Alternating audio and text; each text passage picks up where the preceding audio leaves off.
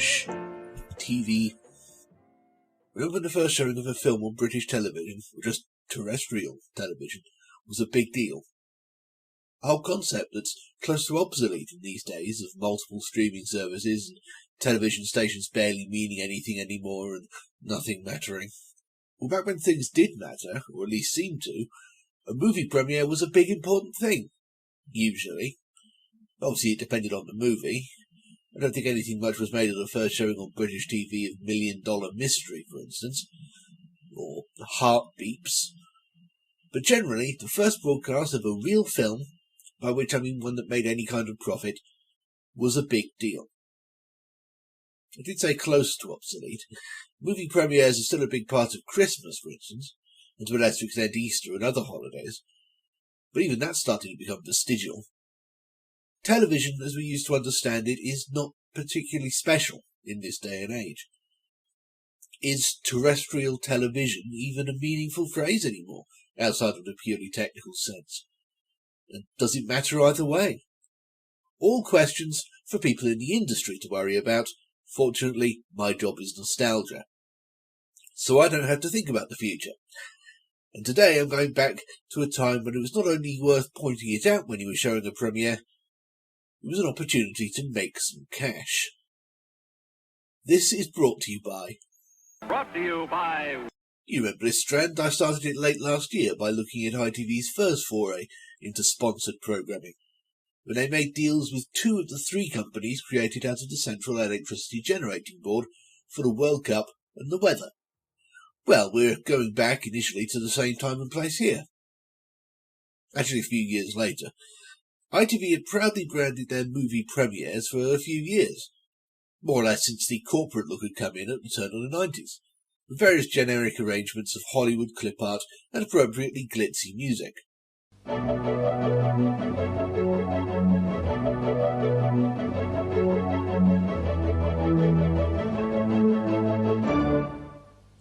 it was 1992 before the Strand, as it were, got a sponsor. And it's quite a big one too. Diet Coke.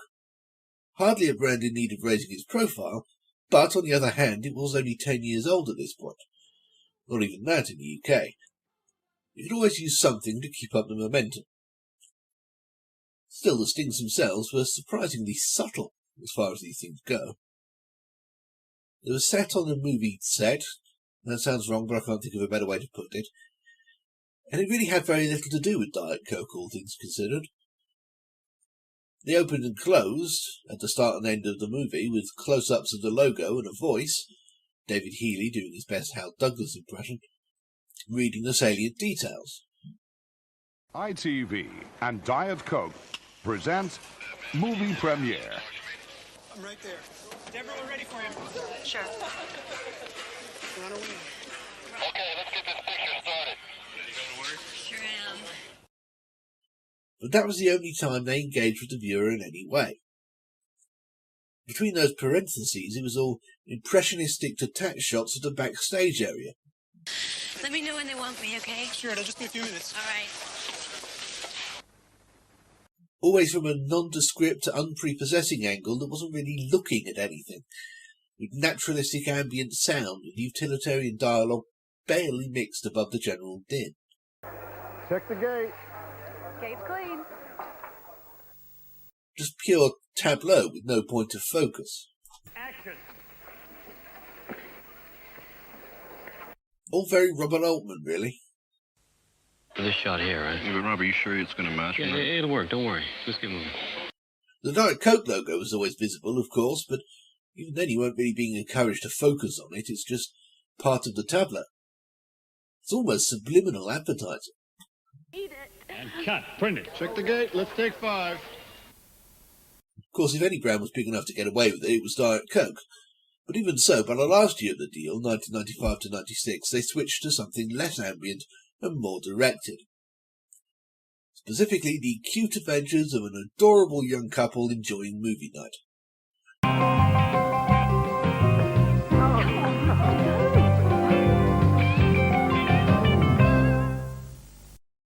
And when I I say adorable, I mean that's the key word they specified when they had them hydroponically grown from a petri dish somewhere underneath Atlanta.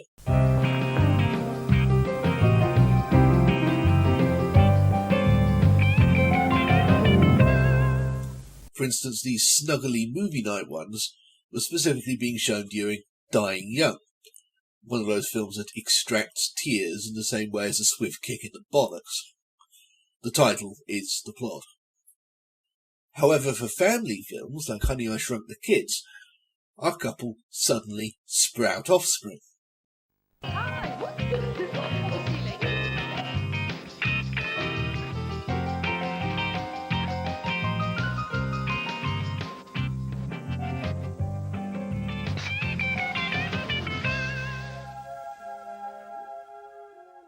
Mind you, they didn't necessarily take the theming much further than that.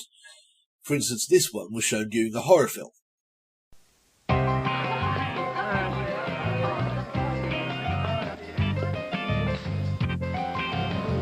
The terrors of cock blocking. Mind you, the film in question was Omen 4 The Awakening, which was shit, so no wonder they didn't bother. And either way, they all had that generic Chicago blues ivory tinkling soundtrack, punctuated by the hiss of a can opening as the Diet Coke logo fills the screen. Altogether much more product-centred than the previous set. I'm just going to punch myself in the face for having said that. Continuing, Diet Coke's contract ended in 1996, and in their place came another American stalwart that had just come to these shores. And I mean just. With flavours like savoury beef, cool original and tangy cheese Doritos from Walker's, eating will be one outrageous experience after another. Doritos first arrived in the UK in 1994, with Judge Reinhold as their standard bearer. They caught on almost immediately, and in order to keep the momentum flaming hot, spicy sweet chili, Walker's, who I now are the British arm of Frito-Lay, paid a cool original flavour $4 million for the next 3 years of ITV movie premieres to be sponsored by, as the bumpers had it, a packet of Doritos. Those bumpers were made by Andy MacLeod and Richard Flinton, who came to be quite a well-known and well-sought-after double act in the advertising industry, and these bumpers are part of the reason why. For the sake of full disclosure, at the time they were working for the advertising agency BMPDDB, although it might as well be any random letters of the alphabet. Reportedly, they knew they wanted to do something different and unusual, and at that they certainly succeeded. In fact, what they created is still vividly remembered to this day by people of my millennial generation. I'd even say they're one of the most famous sponsorship stings in British television, probably second only to the Weather Gens. Having said that, I need to make it absolutely clear before I show any of them, for anyone unfamiliar, that they are nothing whatsoever like the Weather Gens.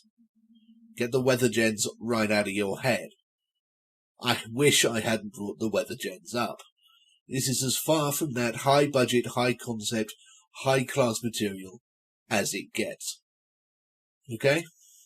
There were close to 4 dozen of them, and despite claims to the contrary, no obvious pattern to their use. So, picking one entirely at random. Is there anywhere here I could get some hair and makeup? Of what? Are we gone live? Okay. Howdy. John Wayne, man's man. Yep.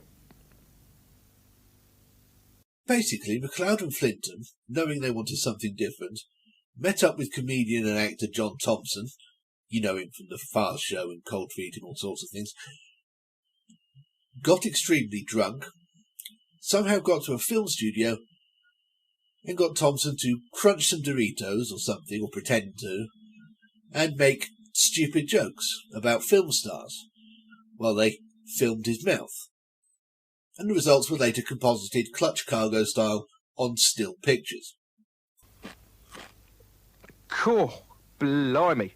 Cockles and whelks, apples and pears.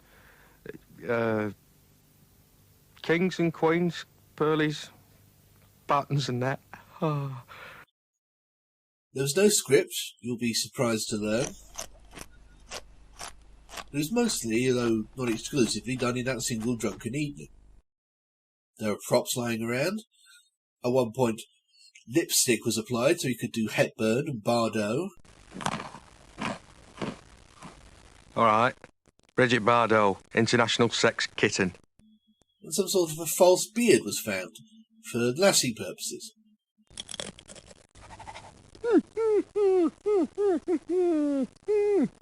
Quick, quick, come. The Wilkins place is on fire, and old Pa Perkins is stuck in the woodshed. Yes, bring an axe, quick, and chop him out.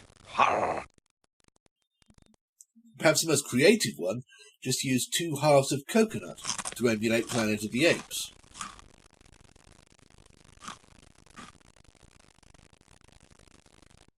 As you can imagine, these were extremely confusing and kind of disturbing, and no one really knew what to make of them. Some were almost clever. The money you rob from the rich, that's safe. That's your charity money, that's going to the poor. Now you've got the chance to gamble up 101 or more in 6 start and win tonight's special prize, the castle. Are you going to accept the challenge, Robin of Locksley? Some were just Christmas cracker jokes. I'll tell you something. It's a jungle out there. Oh. Some were shirt-tuggingly problematic by today's standards. You want trouble? This is trouble. I mean it. This time I'm gonna get very angry. Very angry. The majority were just stupid. Neither in a good nor a bad sense, merely a descriptive one. Just stupid. Call this food. Gonna be having a laugh, ain't you? Right.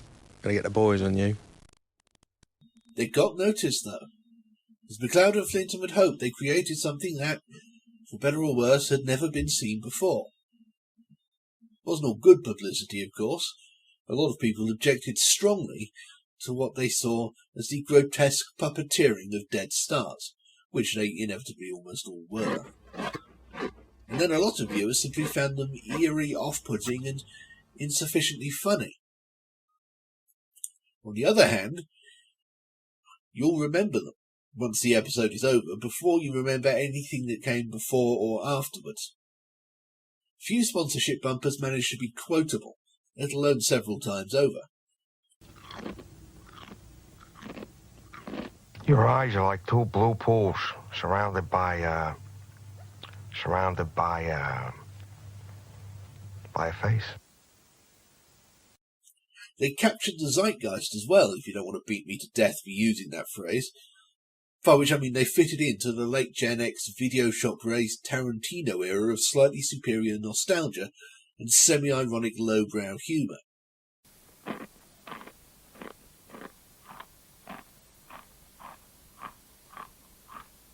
In many ways, they sum up the year 1996. Hello, my name I'm Charlie Chaplin, you know. I'm drum and bass selection, right? Rip it up, goodbye. Woo, whooper, water pumping, hey! I can't deny my own memory telling me that a lot of people around me simply didn't understand them and weren't sad when they went away. But I also can't deny their iconic status, or that they deserve to have it. The industry agreed with me on that point, as the campaign received the coveted Gold Pencil at the 1997 British Design and Art Direction Awards. Nonetheless, mere weeks after the award, ITV themselves paid $100,000 towards a replacement, just to get people to shut up. Walkers acquiesced, because no publicity is bad publicity, and possibly because, awards notwithstanding, they were worried that the crunching movie stars campaign, famous as it was, wasn't moving many Doritos. They were too weird, too abstruse, too obviously conceived by drunk people, and most important of all, too detached from the idea of Doritos.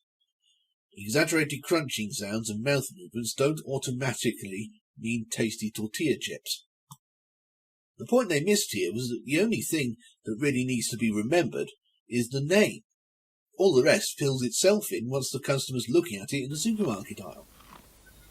And for those purposes, these stupid things were perfect, and really did help make Doritos a household name in the UK within half a decade, where other American imports took much longer. Even Pringles initially stalled on the runway, and some didn't make it at all. Anyway, the replacement bumpers changed everything, adopting a sort of nostalgic 50s-60s cinema aesthetic.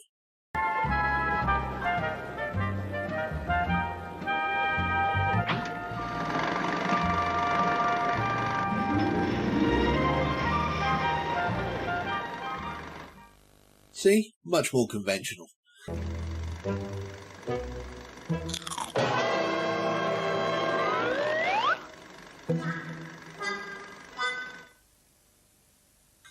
Amusing characters playing out scenarios, not unlike the second set of Diet Coke bumpers.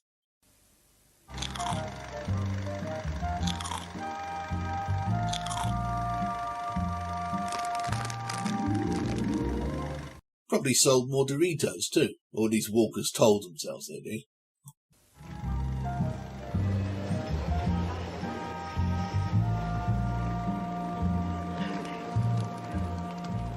In 1998 they finally pieced out altogether, and Toyota took over the contract. First few months used little in-car vignettes, some just daft.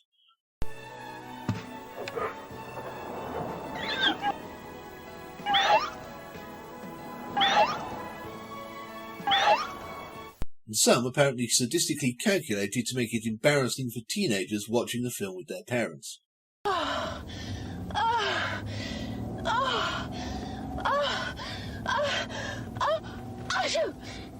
Oh, that's better. Sit back and enjoy the ITV movie premiere in association with the Toyota Avensis. That particular one went out before On Deadly Ground, though, the Steven Seagal movie, so fortunately no one was watching. When ITV changed their logo and went generic, Toyota introduced the Goldfish.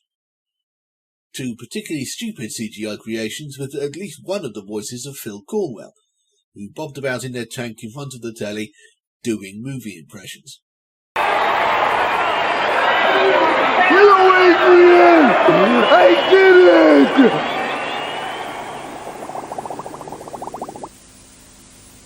it! It was simple, but it worked.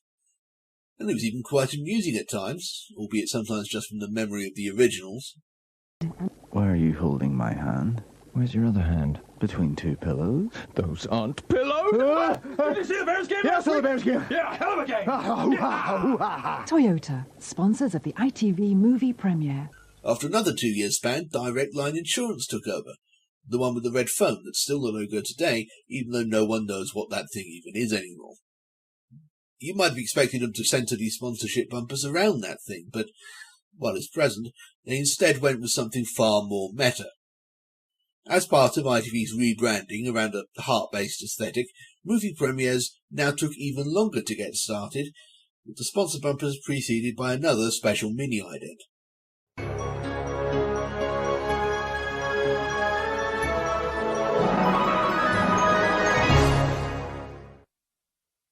Which was useful to Direct Line, who centred those bumpers around people in various places settling down to watch the very programme you're watching right now at the same time that you're watching them watching it. Look, man, the film's about to start. Just move it back. Don't go too far.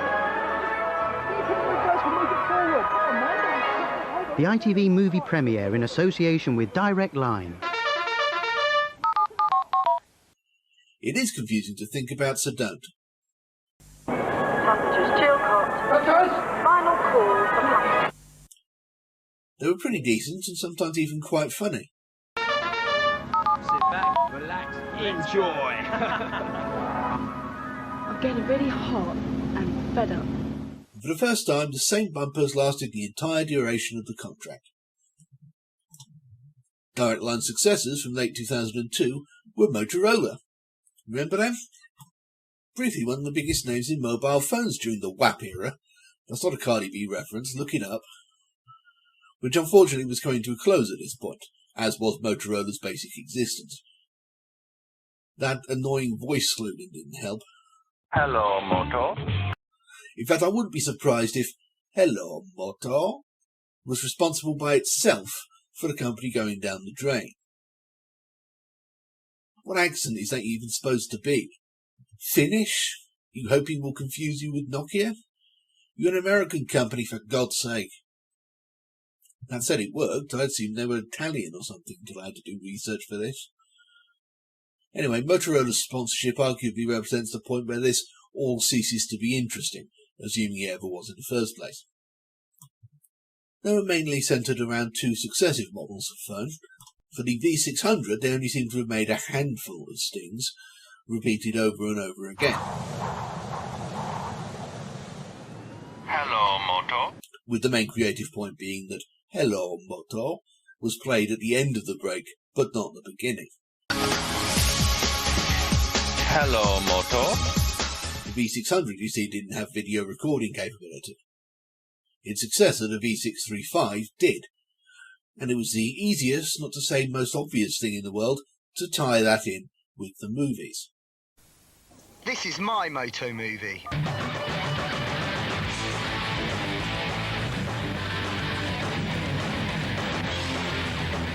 Motorola V635 sponsors ITV movies. Hello, Moto. Still doing that Hello Moto thing, you'll notice. In 2005. Motorola V635 sponsors ITV movies. Hello, Moto. You may also notice that it's no longer ITV movie premieres, it's every movie on the channel. We've reached a point where premieres are not that special anymore. And besides, more can be made sponsoring every film they ever show. This is my moto movie. Motorola stuck around longer than anyone else, straight through another ITV revamp. Still going Hello Moto in 2007, but it never got particularly interesting. Motorola V635 sponsors ITV movies. Hello, Moto. Their successors were one of those new quasi-privatised directory inquiry services, specifically the one with the annoying twats dressed as runners from the 1970s. What time is it?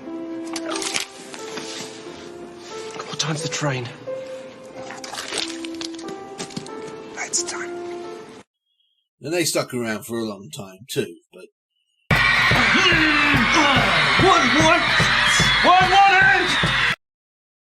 Let's pretend they didn't. Since then, the whole thing kind of balkanised, with a whole bunch of companies rudely interrupting your films, depending on time slot, genre, station or service, and sometimes even individual film if it was high profile enough. These included the likes of Cobra Beer, McBastards, frickin' Candy Crush, and a whole fleet of cars. Toyota again, Volkswagen, Suzuki, fucking Trabant, I shouldn't wonder. With the result, this all become overstretched, oversaturated, and kind of impersonal. And I doubt many people could match the sponsor to the programming anymore. Too much of anything becomes white noise. And that is anathema to advertising. It's the exact opposite effect they want. But that's capitalism for you. It doesn't know when to stop. If it did, it would be socialism instead. Guess I brought it up again, in an episode ostensibly about weird adverts for Doritos. And yet I'm about to beg you for money. Life is stupid.